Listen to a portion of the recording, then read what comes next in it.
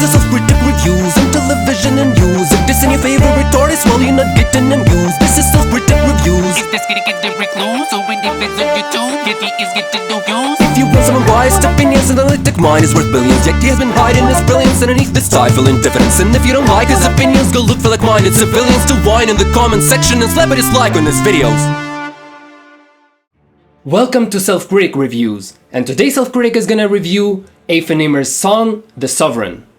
I have no clue how to pronounce the band's name, so forgive me for that.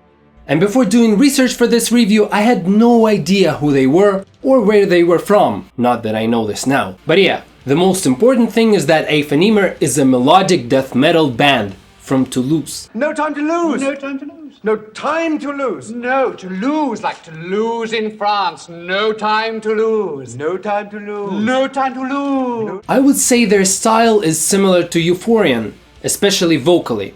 They tend to use symphonic strings a lot, which are often dubbed over the guitar lead, and it makes it difficult to figure out if whatever is playing is guitar, keyboards, or both of them at the same time. Why did I want to review this song? No particular reason. I've been listening to it a lot lately, and I really like the chorus, which I really want to share with the world. When I evaluate melodic death metal songs, I will admit that I almost always ignore the lyrics. It might be unfair to the composers, and maybe even the opposite. I absolve the song from lyrical criticism.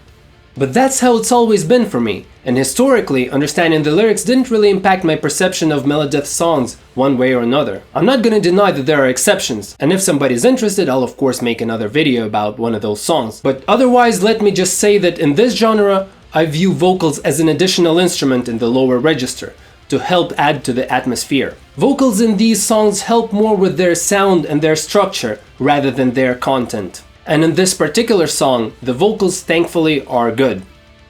Maybe a bit generic, but not in a bad way, because they do their job.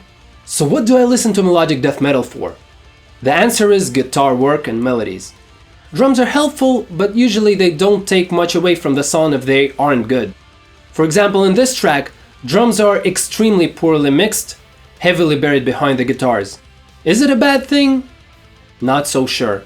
This means the melodies are louder and more clearly heard. How can that be bad? The Sovereign's intro is good.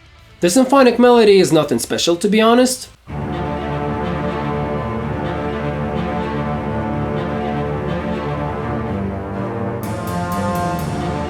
But the guitar melody is energetic and is exactly what I expect from intros.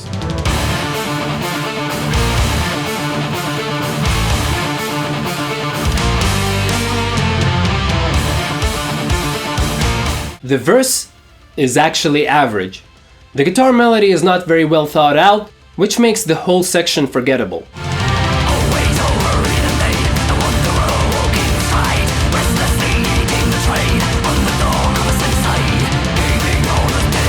Right after the verse ends, the song finally starts to show incredible melodies.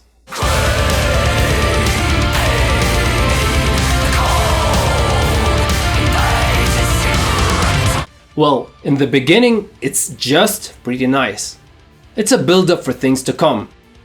The melody that comes right after is what's truly amazing.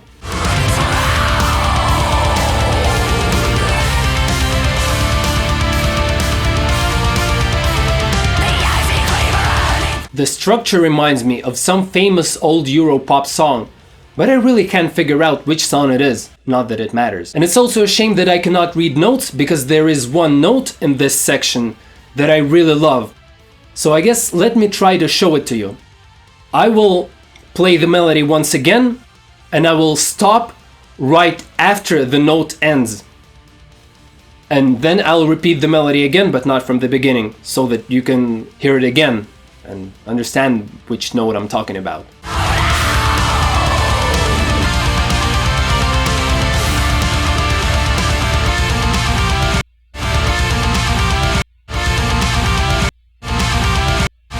And if you thought the pre-chorus melody was good, the chorus itself is unreal.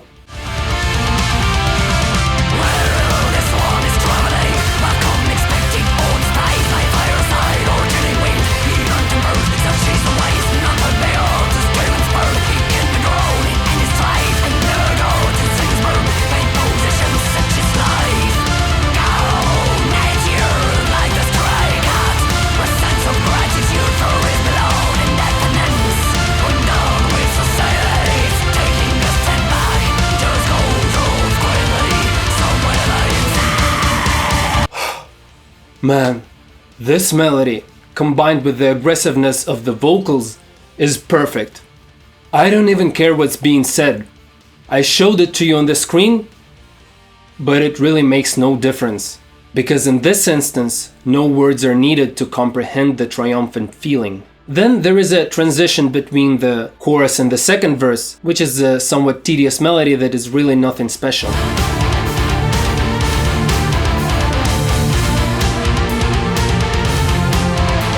And repeating it with more instruments dubbed over it isn't really helping it either.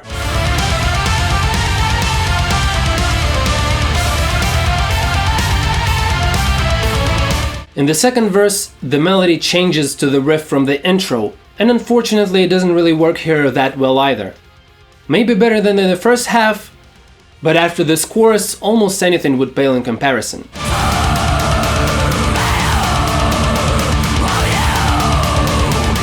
The quiet symphonic interlude after the verse was nothing special.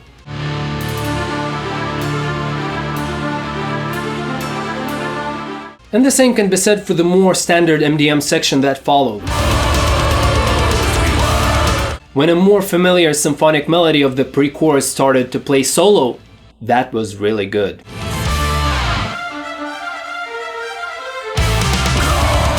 And then the whole section is a repetition of the epicness we'd already heard before, which still sounds amazing. So overall, I thought the song was really good. Almost great in fact. And its value is primarily raised by how out of this world the chorus was. Otherwise it's pretty standard for Melodeath. Which is not bad, especially when the track's mission is to deliver the chorus for you. Thanks for watching.